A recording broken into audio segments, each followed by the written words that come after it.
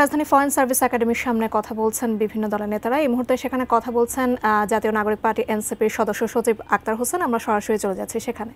আদেশ বা সংবিধান সংস্কার আদেশ এমন কোনো নামে সে আদেশটাকে জারি করা হয় এবং সে আদেশ সেটা যেন জনগণের সার্বভৌম অভিপ্রায় যেটা প্রকাশিত হয়েছিল অভ্যুত্থানের মধ্য দিয়ে সেখান থেকে উৎসারিত হয়ে head of the government professor doctor Mohammad Yunus তার জারিকৃত আদেশ হয়, সে ব্যাপারটা আমরা প্রস্তাব আকারে এখানে উপস্থাপন করেছি। একই সাথে যে গণভোট অনুষ্ঠিত হবে সেই গণভোটের প্রশ্নটা কীরকম হবে সে ব্যাপারটাও আমাদের কাছে এখনো পর্যন্ত অস্পষ্ট। আমরা আজকে কমিশনের মিটিংয়ে প্রধান উপদেষ্টার উপস্থিতিতে একথা ব্যক্ত করেছি যে দীর্ঘ সময় ধরে রাজনৈতিক দলগুলো আমরা এখানে পরস্পরের নানা ধরনের রাজনৈতিক মতবিরোধ থাকা সত্ত্বেও আমরা অত্যন্ত সৌহার্দ্যপূর্ণ পরিবেশের মধ্য দিয়ে আমাদের আলোচনাকে অগ্রসর করতে পেরেছি। ঐক্যমত্য কমিশনের সদস্যরা তার অত্যন্ত ধৈর্যের পরিচয় দিয়ে আমাদের আলোচনাগুলো শুনেছেন। আমরা একটা পরিণতির দিকে অগ্রসর হচ্ছি, এই কারণে রাজনৈতিক দলসমূহ, ঐক্যমত্য কমিশন এবং প্রধান উপদেষ্টাকে আমরা ধন্যবাদ জানাই। কিন্তু একই সাথে একেবারে শেষ মুহূর্তে কিছু শঙ্কা আমাদেরকে দাঁড়িয়ে বেরোচ্ছে। বিশেষত বাস্তবায়নের বিষয়টা কীরকমভাবে সম্পাদিত হবে সে বিষয়টাকে জাতির কাছে খোলাসা না করে, জাতির কাছে বাস্তবায়নের বিষয়টাকে পরিষ্কার না করে জুলাই সনদকে কার্যকরভাবে বাস্তবায়ন করা, সেটাকে টেকসই রূপ প্রদান করা সম্ভব নয় বলে আমাদের কাছে মনে হয়। এই কারণে আমরা কমিশনের কাছে দাবি জানিয়েছি জুলাই সনদ বাস্তবায়নের আদেশ, গণভোট এবং কনস্টিটিউয়েন্সি পাওয়ার দেওয়া হবে। সামনের যে সংবিধান সেটা যে শুধুমাত্র সংশোধনের মধ্য দিয়ে সেটাকে টেকসই করা সম্ভব নয়। এই যে জুলাই ঘোষণাপত্রের মধ্যে সংস্কারকৃত সংবিধানের ধারণার কথা বলা হয়েছে, কিভাবে সংবিধানের মৌলিক পরিবর্তনগুলোকে সংস্কারকৃত সংবিধানের মধ্যে অন্তর্ভুক্ত করা যাবে সেই বিষয়গুলোকে জাতির কাছে খোলাসা করেই এই জুলাই সনদ স্বাক্ষরের মতো বিষয়টাতে অগ্রসর হওয়া দরকার বলেই আমরা মনে করি।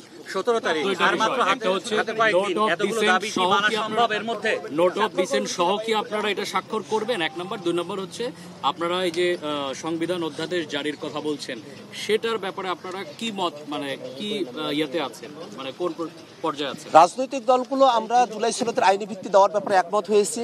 একটা আদেশ জারি করার মধ্য দিয়ে এটা করা হবে, কিন্তু সে আদেশ আসলে কে জারি করবেন, কোথায় থেকে এই আদেশ জারি করার ক্ষমতা উৎসাহিত হবে এবং সে আদেশের ধরনটা কীরকম হবে, সেখানে কি গণভোটের বিষয়টাকে পরিষ্কার করা হবে কিনা সেই বিষয়গুলো এখনো পর্যন্ত আমাদের কাছে ধোঁয়াশাপূর্ণ রয়ে গেছে।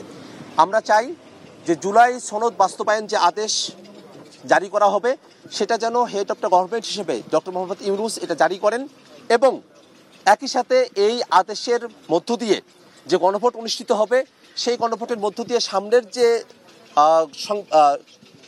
সংসদ হবে সেখানে যে প্রতিনিধিরা আসবেন তারা যেন কনস্টিটিউয়েন্ট পাওয়ার পেয়ে সংবিধান শুধু সংশোধনের মধ্য দিয়ে এটাকে যেহেতু টেকসই করা সম্ভবপর নয়, এটা যেন একটা সংস্কারকৃত সংবিধান, আমরা যেন 2026-এর ছাত্র জনতার আত্মত্যাগের বিনিময়ে নতুন একটা বেসমেন্ট এই সংবিধানে আমরা অন্তর্ভুক্ত করতে পারি, সেই দাবি আমরা ঐক্যমত্য কমিশনের কাছে উপস্থাপন করেছি। একই সাথে আমরা এই কথাও বলেছি যে এই বিষয়গুলোকে জাতির কাছে খোলাসা করা হলেই তবেই কেবল স্বাক্ষর অনুষ্ঠান বা এই জুলাই সনদ সেটা জাতির কাছে একটা পরিপূর্ণ ডকুমেন্ট হিসেবে উপস্থাপিত হবে।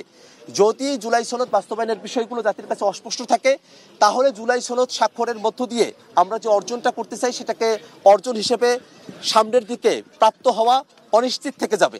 এ কারণেই আমরা জুলাই সনদের বিষয়ে আমরা স্বাক্ষর করব কি করব না সেই বিষয়গুলোকে আমরা বিবেচনাধীন রেখেছি, এই শর্তের উপরে যে কমিশন এবং সরকার জুলাই সনদ বাস্তবায়নের বিষয়ে জাতির কাছে ক্লিয়ার রুটম্যাপ তারা উপস্থাপন করবে। আদেশের বিষয় কি হবে, গণভোটের প্রশ্নের ধরন কি হবে এবং সামনের সংবিধানে অন্তর্ভুক্ত করার প্রক্রিয়া কি হবে সেই বিষয়গুলো খোলাসা করার মধ্য দিয়েই আমরা জুলাই সনদে স্বাক্ষর করার পরামর্শ দিয়েছেন এই ব্যাপারে। আমরা সময় যদিও অল্প, কিন্তু আমরা মনে করি এটা শুধুমাত্র রাজনৈতিক সদিচ্ছার ব্যাপার।